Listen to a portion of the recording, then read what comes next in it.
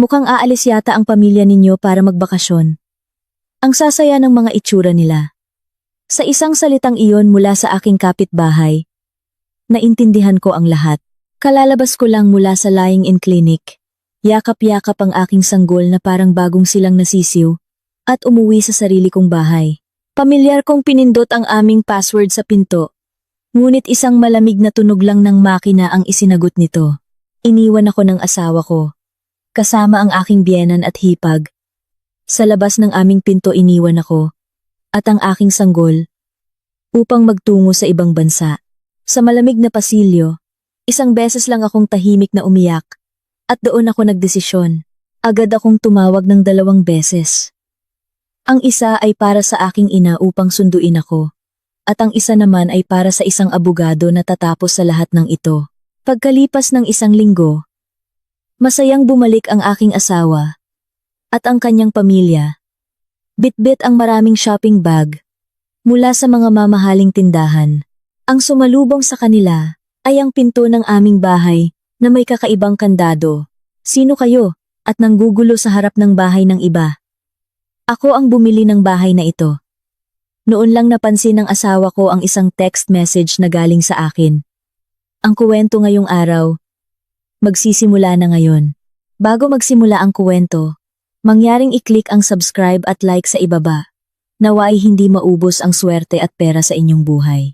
Sa lobby ng lying-in clinic, mahigpit na niyakap ni Angela ang kanyang sanggol habang papalabas ng automatikong pinto. Nang bahagyang iangat ng hangin ng abril ang dulo ng kumot ng sanggol. Mabilis itong inayos ni Angela at tiningnan ang mukha ng kanyang anak. Baby natin, uuwi na tayo sa bahay. Siguradong sabik na si Papa na makita ka. Bulong ni Angela sa sanggol habang sumasakay ng taxi. Habang tanaw na niya ang pamilyar na condominium complex sa labas ng bintana, kusa na lamang napangiti si Angela. Huminto ang taxi sa harap ng pangunahing gate ng kondo. At dahan-dahang sumakay si Angela sa elevator habang yakap ang sanggol. Pagdating sa ika-12 palapag, tumayo si Angela sa harap ng pinto ng kanilang unit at pamilyar na pinindot ang password. Isang malamig na tunog ng makina, ang 3 beses na umalingaw-ngaw, at isang pulang ilaw ang kumurap. Natigilan ang mga daliri ni Angela. Teka, mali yata ang pagpindot ko, sabi ni Angela sa sarili. Habang dahan-dahang pinindot muli ang mga numero. Muli, umalingaw-ngaw ang tunog sa pasilyo. Nagtatakang pinindot ni Angela ang mga numero sa pangatlong pagkakataon, ngunit hindi pa rin bumukas ang pinto. Kumunot ang noo ni Angela. Pinalitan kaya ni Paulo ang password? Bulong niya, habang kinukuha ang kanyang cellphone sa isang kamay, para tawagan si Paulo. Hindi man lang tumunog ang telepono, at agad na isang automated voice ang narinig. The number you have dialed is currently switched off. Ibinaba ni Angela ang tawag. At sinubukang muli. Paulit-ulit lang ang narinig niyang boses. Kinagat ni Angela ang kanyang labi. At tumawag ng 5, 6, 7 beses. Ngunit iyon, at iyon lang ang kanyang naririnig. Nagsimulang mag-umpisang umiyak ang sanggol sa kanyang mga bisig. Hinaplos ni Angela ang likod ng sanggol at ipinasok ang kanyang kamay sa ilalim ng lumang doormat. Isang malamig at matulis na bagay ang kanyang naramdaman. Nang iangat niya ang doormat, isang bagong susi na hindi niya pa nakikita kailanman ang nakalagay doon. Ano to? Inilagay ni Angela ang susi sa kanyang palad at matagal itong tinitigan. Sa buong panahon na nakatira sila roon, hindi sila kailanman nag-iwan ng susi. Pinalitan ng password, at mayroon pang hindi kilalang susi. Nagsimulang manginig ang mga kamay ni Angela. Itinapon niya ang susi sa isang sulok ng pasilyo, at muling kinuha ang kanyang cellphone para tawagan ang kanyang biyenan, si Aling Teresita. Nagriring ito. Sakto namang bumukas ang pinto ng katabing unit. At sumilip ang kapitbahay nilang si Aling Nena. Naku, Angela. Nandito ka na pala kasama ang baby mo. Masayang bati ni Aling Nena. Habang lumalapit sa kanya, pilit na ngumiti si Angela at yumuko. Opo, Aling Nena. Kaso po, hindi tumutugma ang password. Nakita niyo po ba ang asawa ko? Nanlaki ang mga mata ni Aling Nena at pumalakpak. Ay, hindi mo pala alam. Kahapon, umalis si Paulo kasama ang nanay at kapatid niya. Hila-hila ang malalaking maleta. Sumakay sila ng airport bus. Nanigas ang ekspresyon ni Angela. Mukhang aalis yata ang pamilya ninyo para magbakasyon. Ang sasaya ng mga itsura nila, nagtatawanan at nagkukuwentuhan. Walang kamalay-malay na dugtong ni Aling Nena. Narinig ni Angela ang boses ng kanyang biyenan sa kabilang linya. Hello? Magalang na tumango si Angela kay Aling Nena. Tumalikod at idinikit ang telepono sa kanyang tainga. Nay, si Angela po ito. Nasa tapat po ako ng bahay. Pero pinalitan po yata ang password kaya hindi ako makapasok. Hindi ko rin po makontak si Paulo. Sandaling katahimikan ang bumalot sa kabilang linya. Mabagal na nagsalita si Aling Teresita. Ganoon ba? Ang password? Ewan ko. Hindi ko rin alam. Tanungin mo na lang si Paulo. Kaya nga po kayo ang tinawagan ko. Kasi hindi ko siya makontakt. Nay, nasaan po kayo ngayon?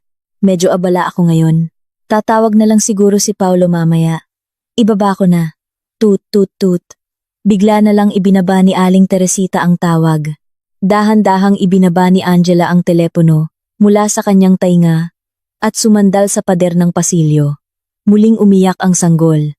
Tiningnan ni Angela ang nakasaradong pinto ng kanilang bahay. Nang may blankong ekspresyon, ang pintong may pinalitang password, ang nakapatay na cellphone ng asawa, at ang pamilya ng kanyang biyenan na masayang umalis dala ang mga maleta. Unti-unting namasa ang mga mata ni Angela. Family trip na ako lang ang hindi kasama. Basag ang boses na sabi ni Angela. Ang ilaw sa pasilyo ay malamig na tumatama sa kanya. At sa kanyang sanggol, pinunasan ni Angela ang kanyang mga luha. Gamit ang manggas ng damit. At muling kinuha ang cellphone. Gamit ang nanginginig na mga daliri. Tinawagan niya ang kanyang ina. Ma, Angela, anak, bakit? Nakalabas ka na ba sa klinik? Ma. Sunduin niyo po ako.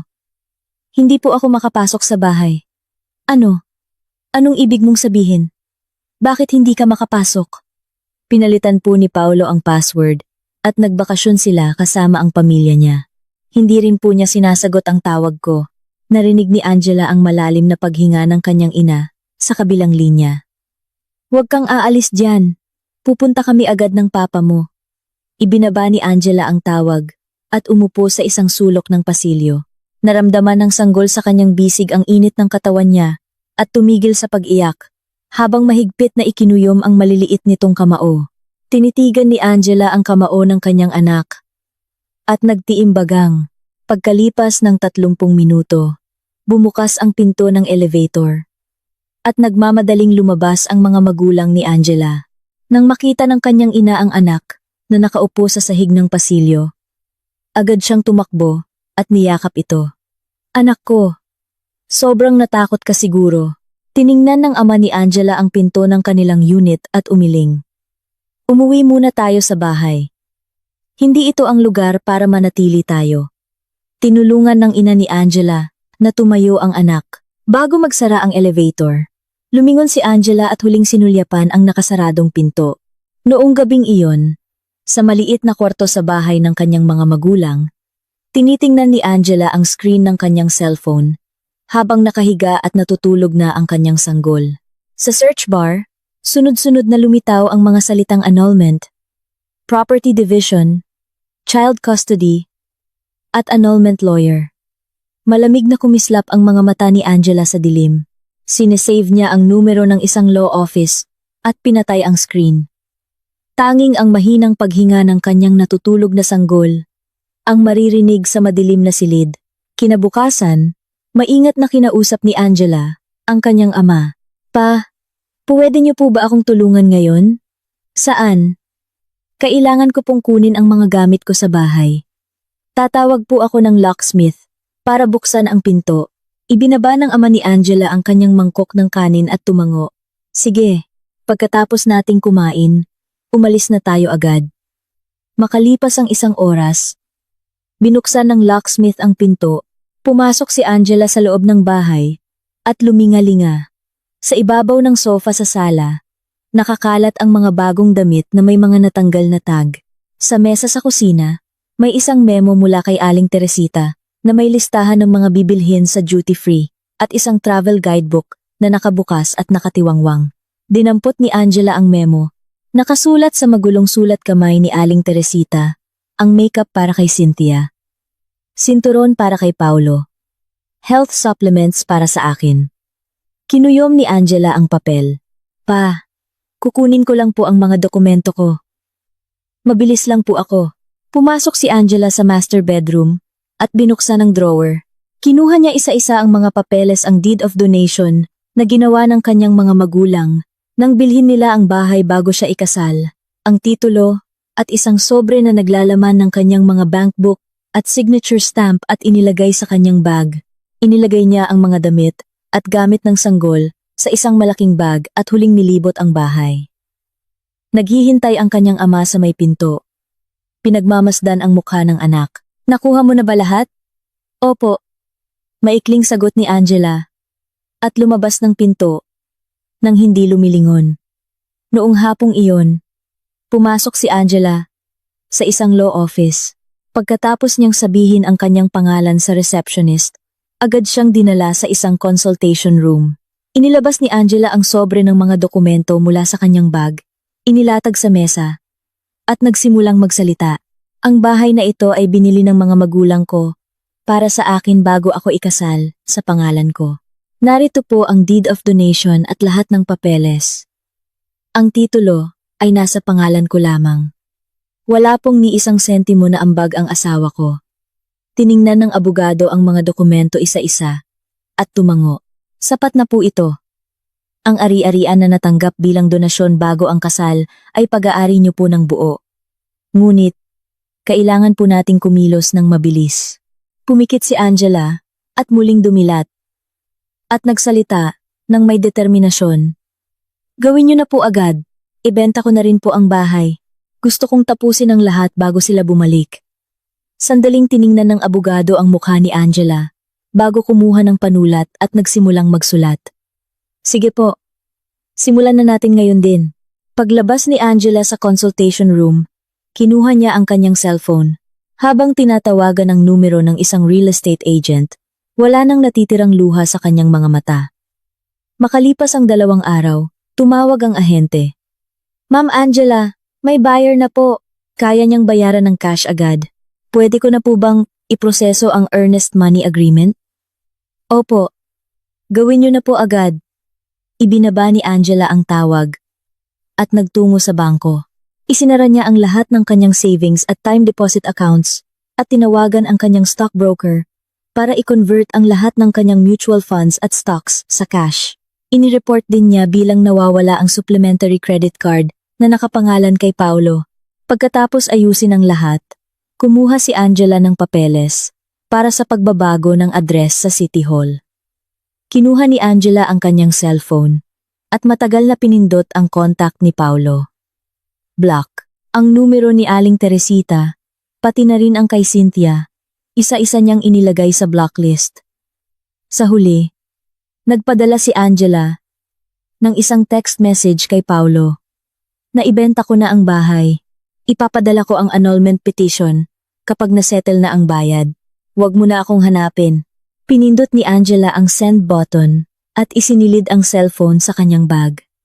Pauwi sa bahay ng kanyang mga magulang. Ibinaba ni Angela ang kanyang bag at sinabi sa kanyang ina. Nakarga ang sanggol. Ma, pwede po ba akong tumira dito simula ngayon? Niyugyug ng ina ni Angela ang sanggol at tinitigan ang mata ng kanyang anak. Ano bang klaseng tanong yan? Siyempre, bahay mo rin to. Saan ka pa ba pupunta? Naghanda na ako ng pagkain, kaya pumasok ka na. Ibinaba ng ama ni Angela ang dyaryo sa sala at mahinahong nagsalita. Buti at umuwi ka. Yumuko si Angela at mariing kinagat ang kanyang labi. Bago pa tumulo ang luha mula sa kanyang baba, tumingala siya at tiningnan ang natutulog na mukha ng kanyang anak. Idinampi ni Angela ang kanyang labi sa pisngi ng sanggol at bumulong. Proprotektahan ka ni Mama.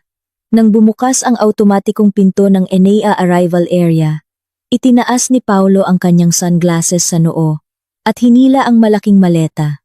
Sumunod sa kanya si Aling Teresita. Bitbit ang maraming shopping bag mula sa duty-free, habang ang hipag niyang si Cynthia ay kumukuha ng selfie gamit ang cellphone at humahagikik. Ah, ang sarap talaga mag-travel, di ba, ma? Sabi ni Paulo, habang nag-uunat at lumingon kay Aling Teresita. Oo naman. Ito ang pinakamaganda. Kapag pamilya ang magkakasama. Si Angela naman, sigurado akong nakapagpahinga ng husto sa klinik, kaya okay lang yan. Walang pakialam na sabi ni Aling Teresita habang ibinababa ang mga shopping bag. Sumingit si Cynthia nang hindi inaalis ang tingin sa cellphone. Kuya, kailangan kong ipakita sa fiancé ko ang bago kong bag, kaya bilisan na natin. Sige na, sige na. Mabilis lang tayo kung sasakay tayo ng airport bus. Sumakay ang tatlo sa bus at sumandal sa kanilang mga upuan. Ang mga ilaw ng gabi sa syudad ay tumatama sa bintana at si Aling Teresita ay nakangiting tinitingnan ang kanilang mga travel photos. Pagdating sa basement parking ng condominium, hinila ni Paulo ang maleta patungo sa kanyang parking slot. Biglang huminto si Paulo. Sa kanyang parking slot, may isang itim na imported na sasakyan na hindi niya pa nakikita kailanman. Ano to? Sino ang nagpark sa pwesto ko? Kumunot ang noo ni Paulo at tiningnan ang plaka ng sasakyan. Lumapit si Aling Teresita. Tawagan mo ang guard. Baka may ibang nagkamali lang ng park. Hi. Mamaya na sa taas. Ipasok muna natin ang mga gamit. Umiling si Paulo at pinindot ang button ng elevator. Pagdating sa tuwal sa palapag, tumayo ang tatlo sa harap ng pinto. Inilapag ni Paulo ang maleta at akmang pipindutin ang password, ngunit natigilan ang kanyang mga daliri sa ere. Pinalitan ang door lock. Hindi ito ang door lock na pinalitan niya. Isang ganap na bagong modelo ang nakakabit sa pinto. Ano to? Bulong ni Paulo habang sinusubukang ipasok ang lumang password, ngunit tunog lang ng makina ang narinig. Sinubukan din niya ang password, na siya mismo ang nagpalit. Isang pulang ilaw lang ang kumurap. Kuya, bakit hindi mo buksan? Inis na tanong ni Cynthia mula sa likuran. Itinulak ni Aling Teresita si Paulo at tinitigan ang door lock. Gawa ito ng babaeng yan. Si Angela. Pinalitan niya ang door lock habang nasa biyahe tayo. Ang kapal ng mukha niya. Nagsimulang kalampagin ni Aling Teresita ang pinto gamit ang kanyang kamao. Angela! Angela! Buksan mo ang pinto. Buksan mo ito ngayon din. Umalingaw-ngaw ang sigaw ni Aling Teresita sa buong pasilyo. Tinakpan ni Cynthia ang kanyang mga tainga at umatras. Habang hinawakan ni Paulo ang braso ng ina. Ma, kumalma po muna kayo. Maririnig tayo ng mga kapitbahay. Anong kumalma? Kaninong bahay ba to? Para palitan niya ang pinto? Iwinaksi ni Aling Teresita ang kamay ni Paulo at muling kinalampag ang pinto. Biglang bumukas ang pinto mula sa loob. Isang estrangherong lalaki ang nakatayo roon. Isang nasa katanghaliang gulang na lalaki. Malaki ang katawan at naka-t-shirt. Ang nakatingin sa kanila nang may kunot sa noo. Sino po sila? Bakit po ninyo kinakalampag ang pinto ng bahay ko? Tiningnan ni Aling Teresita ang lalaki mula ulo hanggang paa at sumigaw. Bahay mo? Bahay ito ng anak ko. Sino ka ba para manatili dito? Nag-krus ng braso ang lalaki. At itinuro ang gilid ng pinto. May bagong nameplate na nakakabit doon. Isang pangalan na hindi pa nakikita ni Aling Teresita. Ni Paulo. O ni Cynthia. Ito po ang bahay ko. Isang linggo na po ang nakalipas. Mula nang pirmahan ko ang kontrata at lumipat. Gusto niyo po bang ipakita ko ang kopya ng titulo? Mahinahon, ngunit matatag na sabi ng lalaki. Nagsimulang mamutla ang mukha ni Paulo. Sandali lang po. Ano pong ibig niyong sabihin? Nakapangalan po sa akin ang apartment na ito. Hindi po. Walang problema sa mga dokumento. At legal po ang pagbebenta. Kung magpapatuloy po kayo sa ganito, tatawag po ako ng pulis para sa trespassing. Itinaas ng lalaki ang kanyang cellphone. Nagmamadaling kinuha ni Paulo ang kanyang cellphone mula sa bulsa. Nang buksan niya ito, sa gitna ng maraming notifikasyon, lumitaw ang isang text message mula kay Angela. Naibenta ko na ang bahay. Ipapadala ko ang annulment petition kapag nasettle na ang bayad. Huwag mo na akong hanapin. Nahulog ang cellphone mula sa kamay ni Paulo. Nagkaroon ng lamat ang screen, ngunit hindi man lang niya naisipang pulutin ito. Nanginginig ang kanyang mga labi. At wala siyang masabi. Ano? Ibinenta ang bahay? Inagaw ni Aling Teresita ang cellphone ni Paulo. At tiningnan ang screen. Pagkabasa ng text, namula ang mukha ni Aling Teresita. Bago ito biglang namutla, nanlambot ang mga tuhod ni Aling Teresita at napaupo siya sa sahig ng pasilyo. Baliw na ang babaeng yan. Ibinenta ang bahay ng asawa niya. Tao pa ba yan? Nagsimulang humagulgol si Aling Teresita. Habang pinapalo ang sahig, tumingin si Cynthia sa kapatid at ina nang may takot sa mukha at umatras. Kuya, totoo ba to? Anong gagawin natin, kuya? Hindi sumagot si Paulo. Sumandal lang sa pader at dahan-dahang napaupo sa sahig. Narinig ng guwardiya ang gulo sa pasilyo at umakyat matapos maunawaan ang sitwasyon. Tumawag siya ng pulis at hindi nagtagal, 2 pulis ang dumating sa 12 palapag. Na-verify na po na hindi sila ang may-ari ng bahay. Kaya kailangan nyo na pong umalis, matatag na sabi ng pulis kay Paulo. Niyakap ni Aling Teresita ang binti ng pulis at umiyak. Hindi po totoo yan. Bahay po ito ng anak ko. Lihim po itong ibinenta ng manugang ko. Magnanakaw siya. Ginang. Dahil nailipat na po ang pagmamay-ari sa titulo, wala po kaming magagawa. Kailangan niyo pong ayusin ang mga problemang sibil sa korte. Maingat na inalis ng pulis ang kamay ni Aling Teresita. Tumayo si Paulo nang may blankong tingin at hinawakan ang hawakan ng maleta. Puno ang maleta ng mga bagay na binili sa duty-free, ngunit wala ng bahay na mauuwian ang 3.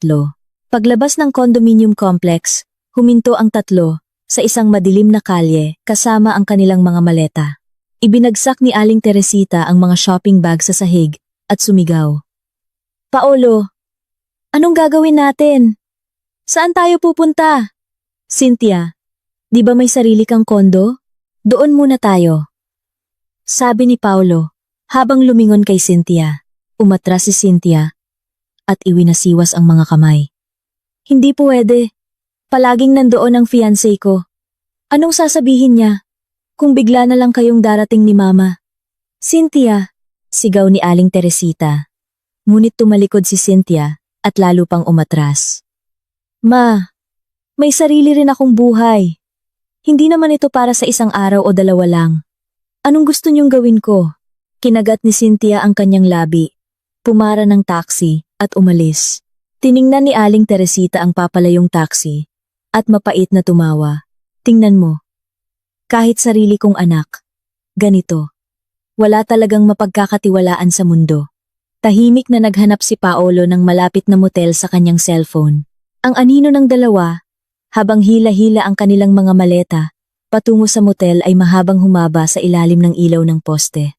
Pagkatapos ng isang gabing hindi makatulog sa motel, dinala ni Paulo si Aling Teresita sa isang law office kinaumagahan. Pag-upo pa lang ni Aling Teresita sa silya, pinalo niya ang mesa at nagsimulang magsalita. Lihim na ibinenta ng bruhang si Angela ang bahay namin. Makatarungan ba yon? Hindi ba't pandaraya yon? Inayos ng abogado ang kanyang salamin at tiningnan si Aling Teresita. Pakisabi po ang buong detalye ng sitwasyon. Pinaupo ni Paulo ang kanyang ina. Habang nasa lying-in ang asawa ko, nagbakasyon po kami sandali. Pagbalik namin, naibenta na po ang bahay. Nakatira rin po ako doon. At tumaas po ng malaki ang halaga ng bahay pagkatapos naming ikasal. Wala po ba akong karapatan doon? Tumango ang abogado habang nagsusulat. Kanino po nakapangalan ng titulo? Sa asawa ko po. Pero mag-asawa kami at magkasama kaming nakatira doon. Ano pong kinalaman nun? Nag-iiba po depende kung nakuha ito bago o pagkatapos ng kasal. Nag-atubili si Paulo. Binili po ito ng mga biyenan ko bago kami ikasal. Pero dahil magkasama kaming tumira doon pagkatapos, may karapatan din po ako. 'di ba? Ibinaba ng abogado ang kanyang panulat at diretsyong tiningnan si Paulo.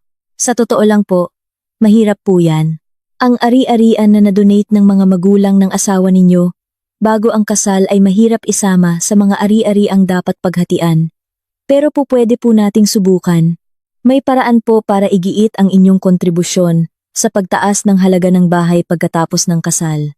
Sumandal si Aling Teresita. Sapat na yon.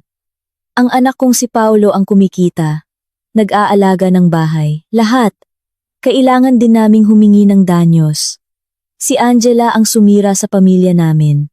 Tumango si Paulo at ikinuyom ang kamao. Maghahain po kami ng kaso. Hihingin po namin ang kalahati ng halaga ng bahay at danyos. At ganoon nga. Nagsampa ng kaso ang panig ni Paulo laban kay Angela. Makalipas ang ilang araw, binuksan ni Angela ang sobre na naglalaman ng petisyon na idiniliver sa bahay ng kanyang mga magulang. Dahan-dahang binasa ni Angela ang mga dokumento.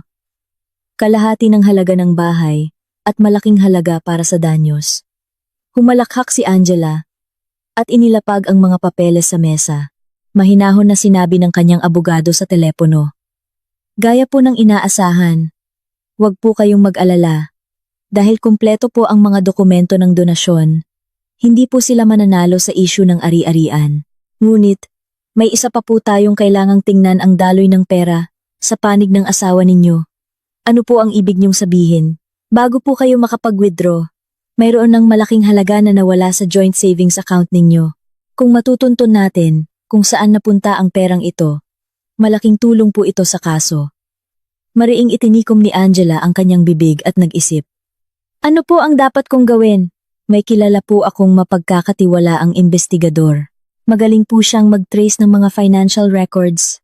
Gusto niyo po bang ipagawa sa kanya? Sige po. Pakiusap. Ibinaba ni Angela ang tawag at tumingin sa labas ng bintana. Mula sa silid, mahinang narinig ang pag-ungol ng sanggol sa kanyang pagtulog. Samantala, pumunta si Paulo at Aling Teresita sa condominium complex ng mga magulang ni Angela. Sa harap ng gate, nagsimulang sumigaw si Aling Teresita. Angela, lumabas ka! Ikaw na masamang babae! Ibinenta mo ang bahay ng asawa mo at nagtatago ka. Umalinganggaw ang boses ni Aling Teresita sa buong kompleks. Nakatayo si Paulo sa tabi ng kanyang ina. Nakakrus ang mga braso at nakatingin sa mga bintana sa itaas. Huminto ang mga residente na dumaraan at nagsimulang magbulungan. Sino yang mga yan? Nakakahiya naman. Bakit sila ganyan? Hindi nagtagal. Dumating ang guwardya at isang police car ang huminto sa harap ng gate. Bumaba ang mga pulis at lumapit sa dalawa. Kung magpapatuloy po kayo sa ganito, maaari po kayong makasuhan ng protection order. Umalis na po kayo. Kumapit si Aling Teresita sa pulis at humikbi. Ninanakaw po ng manugang ko ang bahay namin. Kami po ang biktima. Sa korte niyo po, dapat ayusin yan. Hindi po kayo pwedeng gumawa ng gulo dito. Sa matatag na salita ng pulis, hinila ni Paulo ang braso ng kanyang ina at umatras. Ma, tara na po. Talo lang tayo kung dito tayo mag-iingay. Nagngit-ngit ang ngipin ni Aling Teresita at masamang tiningnan ang pulis bago nagpahila kay Paulo. Makalipas ang ilang araw, nagsimulang kumilos ang investigador. Sinundan niya ang mga galaw ni Paulo at kinuhanan ng litrato ang pag-withdraw nito ng cash mula sa iba't ibang ATM. Nang dumating ang report ng investigador sa abogado ni Angela, nanlaki ang mga mata nito habang binabasa ang mga dokumento. Ang perang nawala sa joint savings account ay napunta sa account ng hipag ni Angela, si Cynthia. Tumawag ang abogado kay Angela. Miss Angela, ang perang kinuha ng asawa ninyo ay napunta sa account ng kapatid niya. Malaki po ang halaga. Agad po tayong hihiling sa korte na ilabas ang bank records ni Cynthia. Mahigpit na hinawakan ni Angela ang telepono at pumikit. Nalaman din po namin kung saan niya ginastos. Kamakailan lang po, bumili si Cynthia ng mamahaling imported na sasakyan at nagpa-renovate ng bagong bahay. Mukhang bongga po ang paghahanda niya sa kasal. Matagal na hindi nagsalita si Angela bago dahan-dahang nagsabi. Kolektahin niyo po lahat ng ebidensya. Ilalabas ko po lahat yan sa korte. Papalapit na ang araw ng paglilitis. Si Paulo at Aling Teresita, kampante, ay nag-ipon ng mga kamag-anak na magpapatotoo para sa kanila. Ikinuyom ni Aling Teresita ang kamao sa tabi ni Paulo at sinabi, "Huwag kang mag-alala. Hindi naman siguro tanga ang hukom para pumanig sa isang babaeng nagbenta ng bahay nang walang paalam sa asawa." Tumango si Paulo at inayos ang kanyang kurbata. "Tama po kayo, ma. Tatapusin na natin to, nang sigurado." Samantala, tahimik na inihahanda ni Angela ang kanyang mga huling ebidensya, ang mga recording ng mga nakaraang pag-uusap nila ni Cynthia, ang mga text message kung saan humihingi ng pera si Cynthia, at ang mga litrato at dokumentong nakalap ng investigador ay isa-isa niyang inilagay sa kanyang bag. Ipinaalam ng abogado ni Angela ang isang huling bagay. "Hiniling po namin na maging testigo ang fiancé ni Cynthia. Tinanggap po ito ng korte." Tahimik na tumango si Angela. Sa araw ng paglilitis, nagkasalubong si Angela at Paolo sa pasilyo ng korte. Masamang tiningnan ni Paolo si Angela. Hindi umiwas si Angela at diretsong tumingin sa kanya. Nakita ni Aling Teresita si Angela at akmang lalapit ngunit pinigilan ng kanilang abogado. Bumukas ang pinto ng korte nang makaupo na ang magkabilang panig. Unang tumayo ang abogado ni Paulo at nagsimulang magsalita. Nilinlang ni Miss Angela ang kanyang asawa at biyenan at basta na lang ibinenta ang kanilang tahanan. Ito ay malinaw na panloloko. At ang responsibilidad sa pagwasak ng pamilya ay nasa kanya.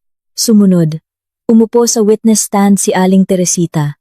Pinupunasan ang mga luha gamit ang panyo at nanginginig ang boses. "Simulat sa pool. Pera lang ang habol ni Angela sa anak ko. Mula nang maging asawa siya, napakaluhong-luho. Hindi marunong mag-asikaso ng bahay at puro gastos lang. Hindi niyo alam kung gaano kami naghirap." Humikbi si Aling Teresita at lumingon sa mga tao. Ilang kamag-anak sa panig nila ang tumango bilang pagsang-ayon. Tumayo ang abogado ni Angela. "Your Honor, ang bahay na ito ay binili ng mga magulang ni Miss Angela gamit ang sarili nilang pera, bago pa man sila ikasal, at ipinangalan sa kanya. Ito ay exclusive property niya." Ipinakita ng abogado ang deed of donation at mga bank transfer records. Narito po ang mga dokumento at patunay ng paglilipat ng pera. Wala pong ni isang sentimo na inambag si Mr. Paolo sa bahay na ito. Natahimik ang korte. Inilabas ng abogado ni Angela ang pangalawang set ng mga dokumento. At, "Your Honor, napatunayan po namin na si Mr. Paolo ay kumuha ng milyon-milyong piso mula sa kanilang joint account at inilipat sa account ng kanyang kapatid na si Cynthia." Nagbulungan ang mga tao. Namutla ang mukha ni Paulo at si Aling Teresita ay napatingin sa kanyang anak na nakanganga. Tumingin ang hukom kay Paulo. "Mr. Paolo, maaari mo bang ipaliwanag ang mga bank transfer na ito?" Tumayo si Paulo, pilit na pinapakalma ang sarili. Ngunit nauutal. "Iyon po ay, pinahiram ko lang po sa kapatid ko para sa negosyo niya. Ibabalik din po niya agad. Mayroon po ba kayong promissory note o anumang kasunduan sa pagbabayad?" Napakagatlabi lang si Paulo at hindi nakasagot. Naglabas ang abogado ni Angela ng ilang litrato bilang ebidensya. Ginamit po ni Miss Cynthia ang perang ito para bumili ng mamahaling imported na sasakyan at magpa-renovate ng bahay. Hindi po ito para sa negosyo, kundi para sa paghahanda sa kanyang kasal. Napunta ang tingin ng lahat sa nakaupong si Cynthia. Sa isang sulok, yumuko si Cynthia at yumukyok.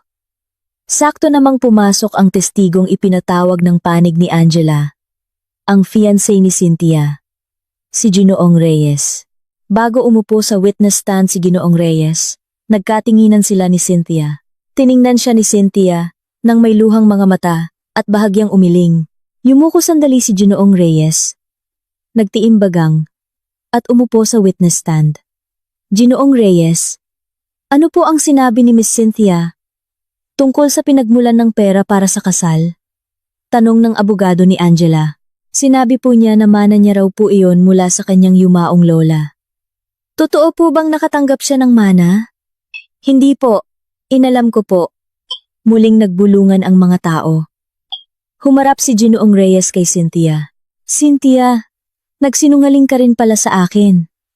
Akala ko malinis ang perang iyon, kaya masaya tayong nagpaplano at nag-aayos ng bahay. Hindi ko kayang magsimula ng kasal. Sa ganitong paraan, tapusin na natin to. Biglang tumayo si Cynthia mula sa kanyang upuan at sumigaw. Nanlambot ang kanyang mga binti at bumagsak siya.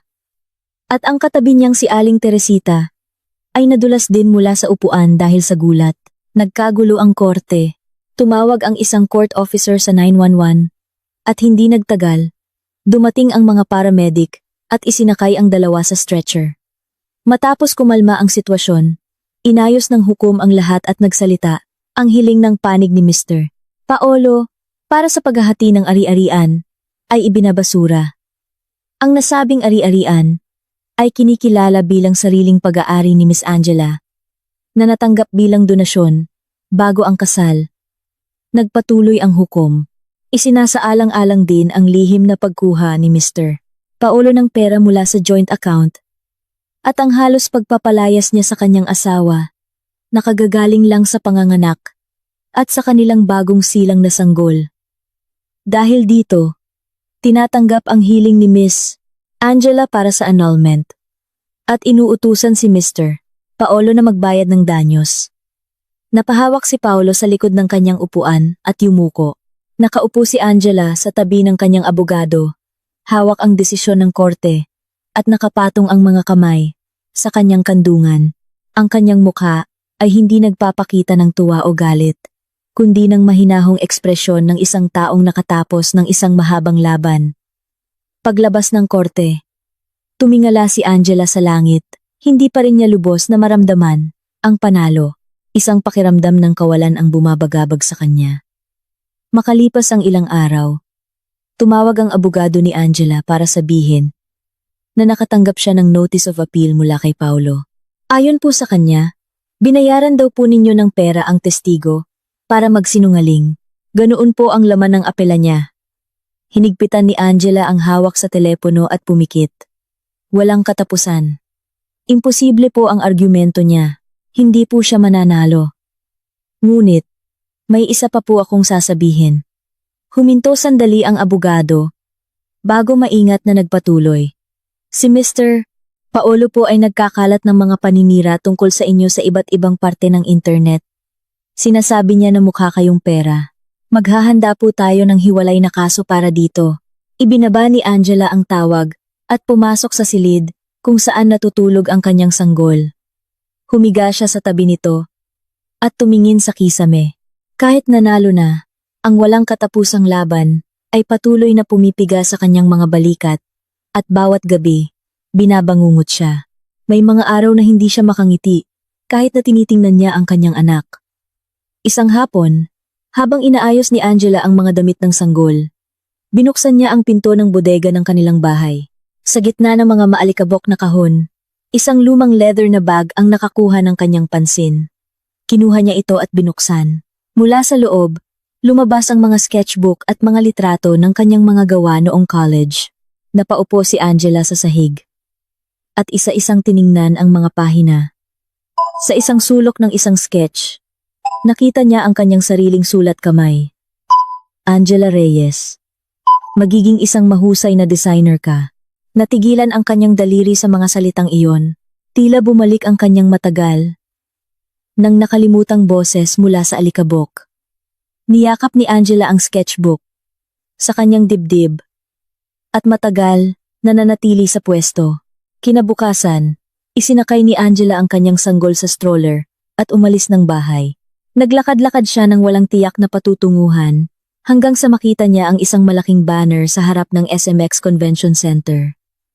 Nakasulat dito ang Philippine Baby Toddler Expo. Huminto si Angela at tiningnan ang banner at di sinasadyang nahawakan ang lumang sketchbook sa kanyang bag. Hindi niya alam kung bakit niya dinala ang sketchbook.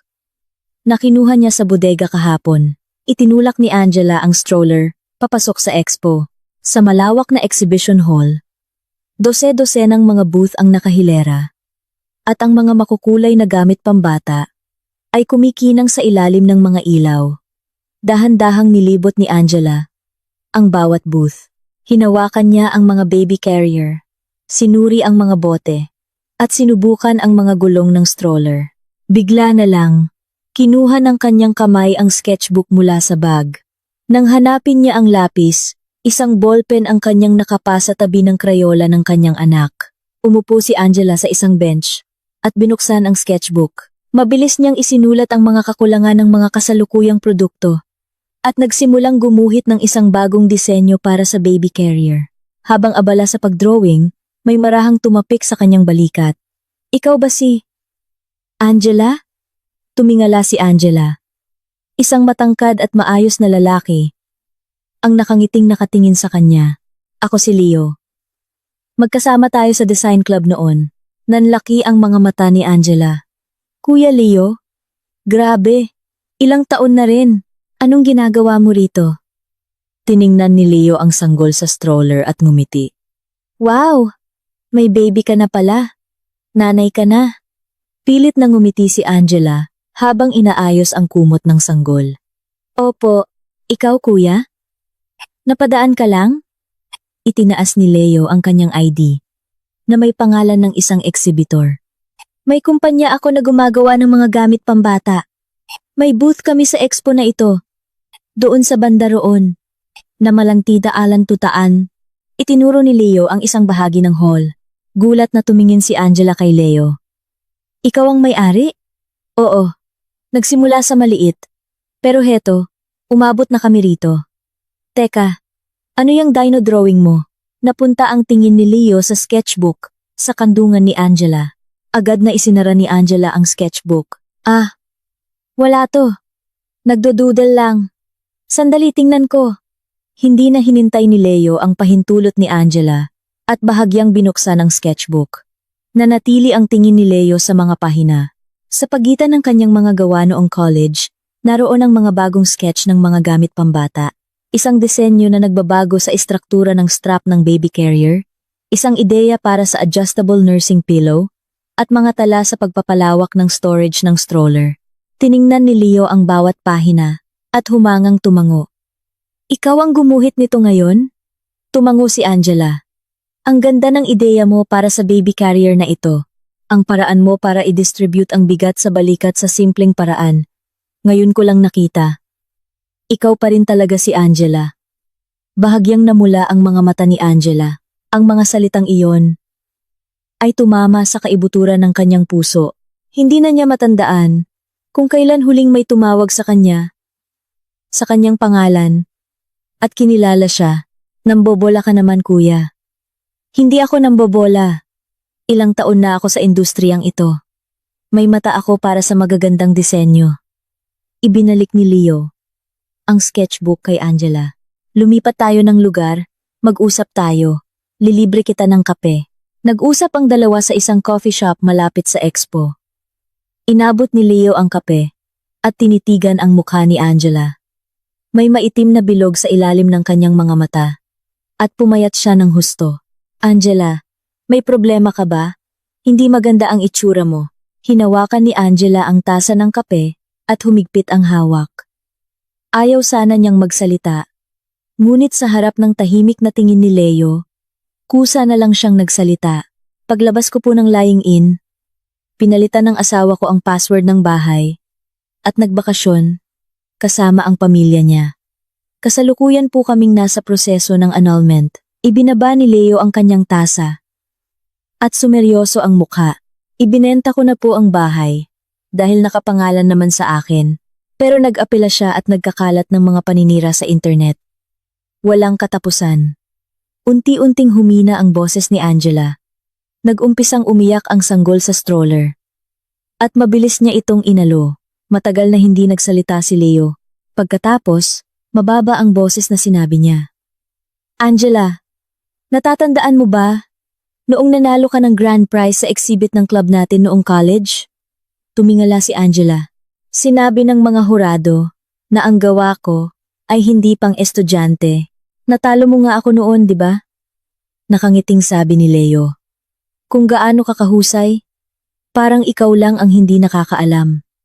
Itinaas ni Angela ang tasa, ngunit hindi uminom. Nanginginig ang kanyang mga daliri. Kuya, wala na po akong kwenta ngayon. Araw-araw, nagtitimpla lang ako ng gatas, nagbabasa ng mga papeles ng kaso, at binabangungot. Yun lang po. Kaya nga, nahihirapan ka ngayon hindi, dahil wala kang kakayahan, kundi dahil mag-isa mong dinadala ang isang bagay na hindi kayang dalhin ng isang tao ng mag-isa. Huminto sandali si Leo bago nagsalita. Bumubuo kami ng isang bagong project team sa kumpanya.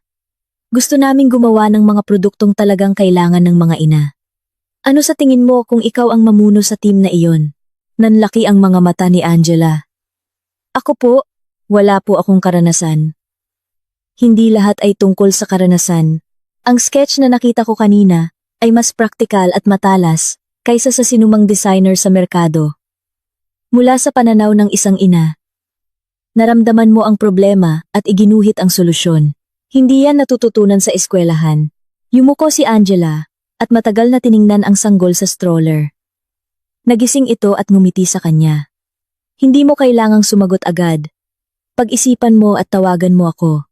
Inilapag ni Leo ang kanyang business card sa mesa at tumayo. Noong gabing iyon, umupo si Angela sa harap ng kanyang mga magulang sa sala. Inilapag niya ang business card ni Leo sa mesa at maingat na nagsalita. Inalok po ako ng isang senior ko noong college na magtrabaho sa kumpanya niya. Gumagawa po sila ng mga gamit pambata. Kinuha ng ina ni Angela ang card at nagtanong. Gusto mong magtrabaho? Gusto ko po sanang subukan. Pero, ang baby po. Ibinaba ng ama ni Angela ang dyaryo at tiningnan ang anak. Kami na ang bahala sa apo namin. Magtrabaho ka. Tumango ang ina ni Angela at hinawakan ang kamay ng anak. Tama. Gawin mo ang gusto mo. Nandito kami ng papa mo. Tiningnan ni Angela ang kanyang mga magulang at yumuko. Kinabukasan, tinawagan ni Angela si Leo. Kuya, tatanggapin ko po. Narinig niya ang mahinang tawa ni Leo sa kabilang linya. Magandang desisyon yan. Pumunta ka sa opisina bukas. Ibinaba ni Angela ang tawag at binuksan ang sketchbook. Sa isang bagong pahina, iginuhit niya ang unang linya. Nanginginig ito, ngunit hindi siya huminto. Sa unang araw niya sa trabaho, ipinresenta ni Angela ang kanyang mga ideya sa isang meeting. 3 executive ang nakinig sa kanya. Nakakrus ang mga braso at nagtataka, maganda ang ideya. Pero masyadong ideal. Hindi natin alam kung bebenta ba to sa merkado. Mukhang hindi cost-effective. Nanginginig ang mga kamay ni Angela habang hawak ang presentation materials. Paglabas niya ng meeting room, narinig niya ang bulungan ng mga executive. Huminto siya sandali sa pasilyo. Pumikit at dumilat. Nagtiimbagang siya at bumalik sa kanyang mesa. Mula noon, binawasan ni Angela ang kanyang tulog para gumawa ng mga prototype. Kinontak niya ang 100 na ina para sa isang survey at maingat na inayos ang mga resulta. Pagkalipas ng 1 linggo, muli siyang tumayo sa meeting room. Inilapag niya ang mga prototype sa mesa at ipinakita ang survey results sa screen. 77 sa 100 na ina ang nagsabi na ang pananakit ng balikat mula sa mga kasalukuyang baby carrier ang kanilang pangunahing problema. Ang modelong ito ang solusyon. Ang gastos ay 15% lang na mas mataas kaysa sa mga kasalukuyang produkto. Pinagpasahan ng mga executive ang prototype at nagkatinginan. Sa harap ng mga numero, wala silang masabi. Mukhang sulit subukan, sabi ng isang executive. At sumang-ayon ng iba, itinataas ang kanilang mga kamay para aprubahan ang proyekto. Paglabas ni Angela sa meeting room, napahawak siya sa pader. Sa unang pagkakataon sa mahabang panahon, napangiti siya. Nagsimula ng buuin ni Angela at ng kanyang team ang produkto. Isinama niya ang lahat ng kanyang mga personal na karanasan bilang isang ina. Sa mga gabing nag-overtime siya, dinadalhan siya ni Leo ng hapunan at tahimik na bumabalik sa kanyang opisina. Samantala, natalo rin si Paolo sa kanyang apela Ibinasura ng korte ang lahat ng kanyang mga argumento at pinanatili ang desisyon na magbayad siya ng danyos. Dahil sa lumalaking utang, nanghiram si Paulo sa iba't ibang tao, hanggang sa napilitan siyang umutang sa mga loan shark na may mataas na interes. Si Aling Teresita, sa gitna ng anak na babaeng hiwalay sa asawa at anak na lalaking baon sa utang, ay walang araw na payapa at sinisi ang lahat kay Angela. Unti-unting nakakabangon si Angela mula sa mga anino ng nakaraan.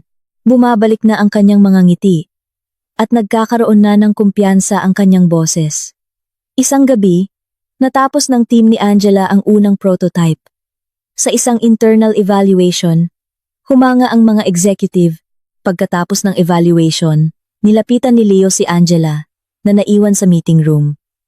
"Magaling ang ginawa mo, Angela," sabi ni Leo. Tumingala si Angela kay Leo. May mga luha sa kanyang mga mata, ngunit may ngiti sa kanyang labi. "Salamat, kuya. Salamat sa pagkakataon. Ikaw ang gumawa ng pagkakataon." Nakangiting sabi ni Leo. Sa labas ng bintana, kumikinang ang mga ilaw ng gabi ng Maynila. Lumipas ang 2 taon, nang ilunsad ang brand na Dear My Baby na pinamunuan ni Angela. Bumagsak ang server ng kanilang online store dahil sa dami ng order. Naging viral ito sa mga ina, at naubos ang lahat ng produkto sa unang buwan pa lang. Sunod-sunod ang tawag mula sa mga international buyer. At sa loob ng 1 taon, nakapirma sila ng mga kontrata sa 10 bansa. Nagsimulang lumabas ang pangalan ni Angela sa mga dyaryo at TV. Maraming media outlet ang humiling ng interview sa kwento ng isang ina na dating walang trabaho na ngayon ay nagpabago sa industriya. Mahinahon na ikinuwento ni Angela ang kanyang karanasan sa harap ng kamera. "Bilang isang ina, may mga abala akong nararanasan araw-araw. Gusto kong ayusin yon, at inayos ko." Ang maikling pahayag na iyon ay umantig sa puso ng maraming ina. Papalapit na ang katapusan ng taon. Nakaupo si Angela sa harap ng entablado ng isang Grand Hotel Ballroom, suot ang isang itim na bestida. Gaganapin ang Innovative Entrepreneur of the Year Awards. Ang mga upuan ay puno ng mga tao mula sa industriya, mga reporter, at mga kasamahan niya sa trabaho. Nakaupo si Leo sa ikatlong hanay, nakatingin sa entablado. Ang Innovative Entrepreneur of the Year Award ay para kay Miss Angela Reyes, Director ng Dear My Baby. Anunsyo ng host. At umugong ang palakpakan. Tumayo si Angela at umakyat sa entablado. Tinanggap niya ang tropeyo at tumayo sa harap ng mikropono. "Salamat po," sabi ni Angela. Huminga siya ng malalim. 2 taon na ang nakalipas. Wala akong kwenta. May isang araw na yakap-yakap ko ang aking sanggol at wala akong mapuntahan. Nagpapasalamat ako sa aking mga magulang na naniwala sa akin. Kay Mr. Leo Cruz na nagbigay ng pagkakataon. At sa aking team na kasama kong nagpuyat, nanginginig ang boses ni Angela. Higit sa lahat, nagpapasalamat ako sa aking anak. Kung wala siya, wala rin ang produktong ito. At wala rin ako sa kinatatayuan ko ngayon. Muling umugong ang palakpakan. Pagbaba ni Angela sa entablado, dumiretso siya sa press conference. Isang reporter ang nagtaas ng kamay. "Miss Reyes, alam na po sa industriya ang tungkol sa inyong annulment. Ang naging dahilan po ba ng inyong tagumpay ay ang pagnanais na makapaghiganti sa inyong dating asawa?" Natahimik ang lahat. Siniko siya ng kanyang PR manager. Ngumiti si Angela at sinabing okay lang. "Ang naging dahilan po ng aking tagumpay ay ang tiwala ko sa aking anak at sa aking sarili. Wala po sa bokabularyo ko ang salitang paghihiganti." Muling umugong ang palakpakan. Pagkatapos ng lahat, lumabas si Angela sa pasilyo. Nakasandal si Leo sa isang haligi. "Magaling ka, Angela," sabi ni Leo. "Kuya, nandito ka pa pala? Siyempre, aalis ba ako nang hindi binabati ang bida ngayon?" Kinuha ni Leo ang susi ng kotse. "Kain tayo." Sa isang tahimik na lugar, dinala sila sa isang maliit na restaurant. "Para sa bida ngayon," sabi ni Leo. Nag-toast sila. Matagal na tiningnan ni Leo ang mukha ni Angela. "Angela, May sasabihin ako sa'yo. Ibinaba ni Leo ang kanyang baso. Mula pa noong unang araw mo sa kumpanya, gusto ko nang sabihin to. Pero parang hindi tamang panahon. Habang pinapanood kitang nahihirapan. At ang tanging nagagawa ko lang ay dalhan ka ng hapunan, lalo kitang nagugustuhan. Kapag nakikita kitang nagpupuyat. Pero ngumingiti pa rin sa mga kasamahan mo. Kapag nanginginig ang mga kamay mo sa harap ng mga executive. Pero hindi ka sumusuko. Kapag tinitingnan mo ang litrato ng anak mo at mag-isa kang napapangiti, sa mga pagkakataong iyon, nararamdaman ko na gusto kong protektahan ang taong ito. Napakuyom ang mga kamay ni Angela sa kanyang kandungan. Yumuko siya. Kuya, magulo pa po ang buhay ko. May kaso pa po ako. At may anak. At gusto mo po ako. Hindi ka magulo. Lahat ng pinagdaanan mo ang bumuo sa kung sino ka ngayon. Kasama na ang anak mo. Gusto kita. Kung sino ka ngayon. Namula ang mga mata ni Angela. Tumingala siya kay Leo. Isang mahiyain na ngiti ang sumilay sa kanyang labi. Hindi lang po pasasalamat ang nararamdaman ko para sa inyo. Pero dahil po sa sitwasyon ko, hindi ko po masabi. Inabot ni Leo ang kamay ni Angela. Sa ibabaw ng mesa. Hindi niya ito inalis. Kinabukasan. Isang weekend. Dinala ni Angela ang kanyang anak sa parke. Ang bata, na nagsisimula ng magsalita, ay masayang naglalakad habang hawak ang kamay niya. Mama, puno! Malaking puno! Oo anak, malaking puno. Puntahan natin. Umupo sila sa isang bench. Nang buksan ni Angela ang baon nilang pagkain, kumuha ang bata ng sushi roll at tumawa. Pinunasan ni Angela ang kanin sa pisngi nito. At nakitawa, sa parehong oras, ipinapalabas sa TV ang balita tungkol sa tagumpay ni Angela. Sa isang sulok ng isang motel, nakatingin si Paulo sa screen. Naka-close up ang masayang mukha ni Angela. Umiling si Paulo at nagtiimbagang. Ang katabi niyang si Aling Teresita ay kinuha ang remote at pinatay ang TV. Ayoko siyang makita. Ayokong makita siyang nagtatagumpay. Ibinato ni Aling Teresita ang remote at humiga. Naninilaw ang kanyang mukha. At nanginginig ang kamay na nakahawak sa dibdib. Tahimik na tumingin si Paulo sa kisame. Isang weekend, inimbitahan ni Leo si Angela at ang kanyang anak sa bahay ng kanyang mga magulang. Nang buksan ng ina ni Leo ang pinto, bahagya itong kumunot nang makita ang bata. Leo, mukhang mabait naman. Yang si Angela. Pero, may anak na siya. Kaya mo ba? Ma, anak din siya ng taong mahal ko. Para sa akin, pamilya rin siya na gusto kong protektahan. Tinitigan ng ina ni Leo ang kanyang anak. Sa hapagkainan, magalang na bumati si Angela. Salamat po sa pag-imbita. Sana po ay maging maayos ang lahat. Lola, masarap po ito. Dahil sa simpleng salita ng bata, napangiti ang ina ni Leo. Pagkatapos kumain, hinawakan ng ina ni Leo ang kamay ni Angela. Angela, marami kang pinagdaanan no? Narinig ko na lahat kay Leo. Kung may problema ka, sabihin mo lang sa akin. Kinarga niya ang bata at hinaplos ang buhok nito. Yumuko si Angela at kinagat ang labi. Bago pa tumulo ang luha, ngumiti siya. Salamat po tita. Tahimik na ngumiti si Leo habang pinagmamasdan sila. Isang magandang araw ng tagsibol.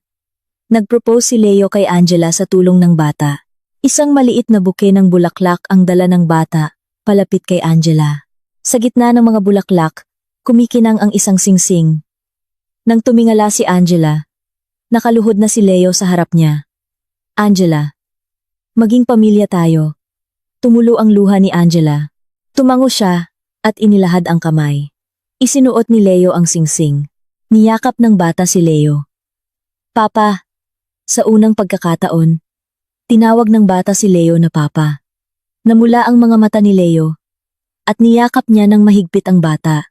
Isang litrato ng tatlo ang isinabit sa pinakakita-kitang pader sa kanilang bagong bahay. 3 buwan pagkatapos ng kanilang kasal, biglang bumagsak ang bata pag-uwi galing kindergarten. Nilagnat ito ng sobrang taas. 39.8 degrees. Mahal!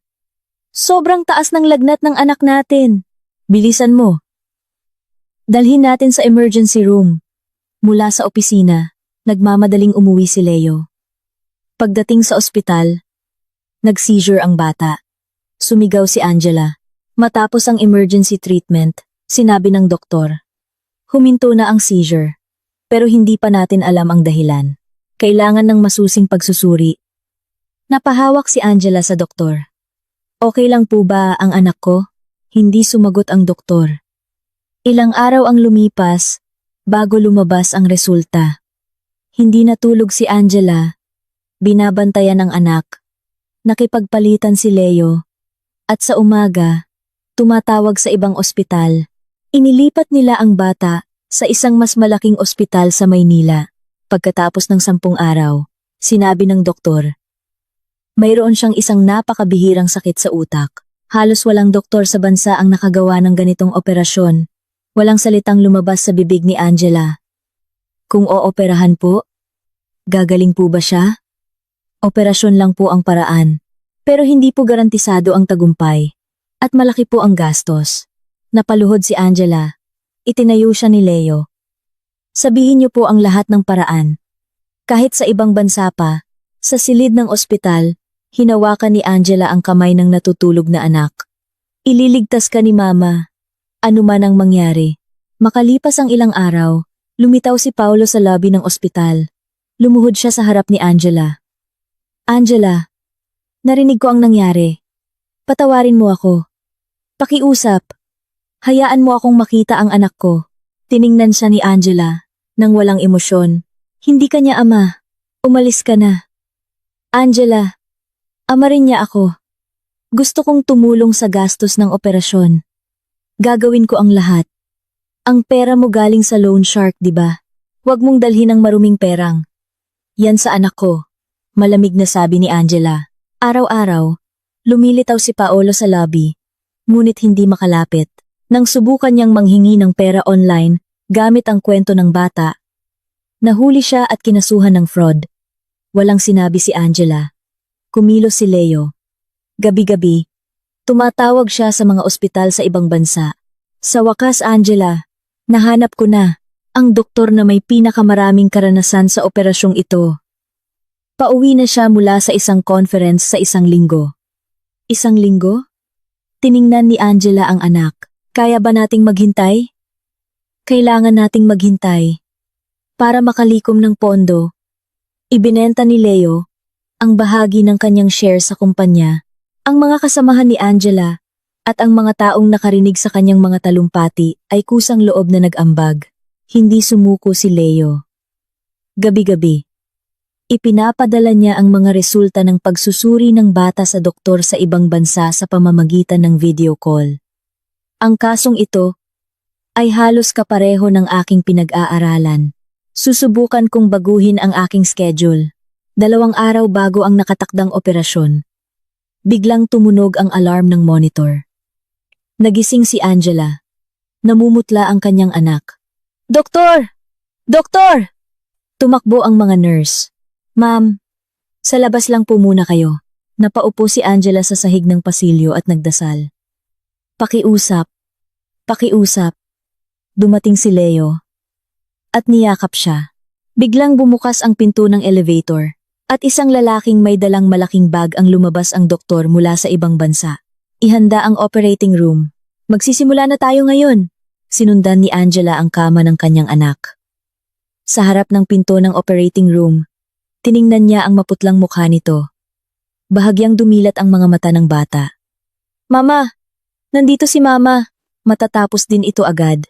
Pagmulat mo, mukha ni Mama ang una mong makikita. Nagsara ang pinto ng operating room. Napaupo si Angela.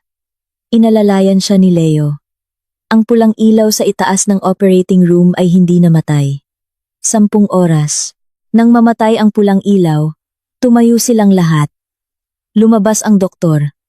Matagumpay po ang operasyon. Nalagpasan na po niya ang pinakamalaking pagsubok. Napaiyak si Angela. Niyakap siya ni Leo. Humagulgol ang kanyang ina. At ang kanyang ama ay napasandal sa pader. 5 araw bago inilipat ang bata sa regular na silid. Nang hawakan ni Angela ang kamay nito, dahan-dahang dumilat ang mga mata nito. Mama! Nandito si Mama! Ang galing-galing ng baby ko! Makalipas ang ilang araw, isang sulat ang dumating sa opisina ng abogado ni Angela mula kay Paulo. Pinalitan niya ang benepisyaryo ng kanyang life insurance sa pangalan ng kanilang anak, na may kasamang sulat ng paghingi ng tawad. Okay lang po, itago niyo na lang po sa drawer, sabi ni Angela. Sa sandaling iyon, tuluyan na niyang kinalimutan ang pangalang Paulo. Nagsimula ang rehabilitasyon ng bata. Nag-leave si Leo sa trabaho. Araw-araw, dinadala niya ang bata sa rehab center. Ang perang nalikom ay sumobra pa sa gastos sa ospital. Iminungkahi na gamitin ang natitirang pera para tulungan ang ibang mga batang may sakit. Pumayag si Angela. Itatag natin ang Dear My Baby Foundation. Dahil dito, lalong nakilala ang kanyang kumpanya. Sa pagbabalik ni Angela sa trabaho, sinalubong siya ng kanyang mga kasamahan ng isang cake. Welcome back, ma'am! Lumipas ang ilang buwan. Sa rehab center, nakatayo ang bata sa kabilang dulo ng silid nang walang tulong. Pumunta ka na kay mama, sabi ng therapist. Humakbang ang bata. 1, 2, 3. Nanginginig ang kanyang mga binti, ngunit hindi siya huminto. 4, 5. Tumakbo siya palapit kay Angela. Mama, niyakap ni Angela ang anak. Mula sa likuran, pumalakpak si Leo. Noong gabing iyon, nagsimulang magsulat si Angela sa kanyang laptop para sa lahat ng mga ina at mga anak sa mundo. Isinulat niya ang lahat ng kanyang pinagdaanan. Sa araw ng discharge party ng bata, nagtipon ang lahat sa lobby ng ospital. Isinakay ni Leo ang bata sa kanyang balikat. Salamat po sa inyong lahat, sigaw ng bata. Tumingin si Angela kay Leo at ngumiti. Sa unang araw ng bata sa kindergarten, hinawakan ni Angela ang kanang kamay nito at si Leo naman sa kaliwa. Papa, may karera kami ngayon. Mananalo ako. Sa gitna ng karera, natanggal ang sintas ng sapatos ng bata at nadapa ito. Tumakbo si Leo palapit. Okay lang yan. Papa, kaya ko pang tumakbo. Siyempre naman. Tara na. Tinalian ni Leo ang sintas. Tumayo muli ang bata at tumakbo.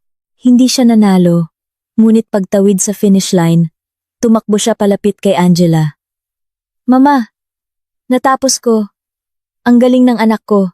Ang makita ang kanyang anak na tumatakbo, na dati nakahiga lang sa kama ng ospital, ay mas mahalaga kaysa sa anumang tropeyo. Pag-uwi, napansin ni Angela ang isang babae sa loob ng isang maliit na karinderya. Nakatalikod, naghuhugas ng mga plato, si Aling Teresita.